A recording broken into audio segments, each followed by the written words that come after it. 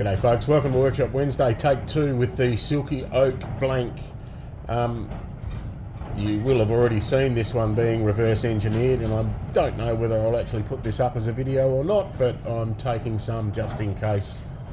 So, welcome along to Sid in the Shed. I don't know whether this will be Workshop Wednesday or Turning Saturday or some other just random video, but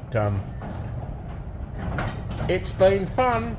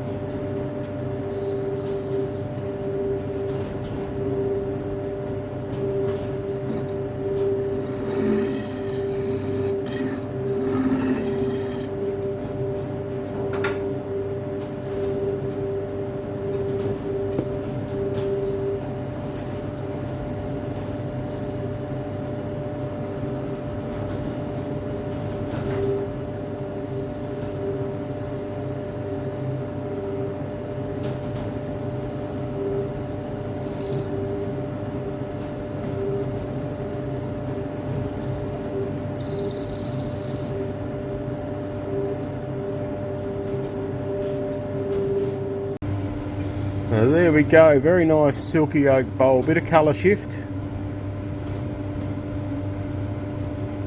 It's come up very nicely and got it reasonably thin,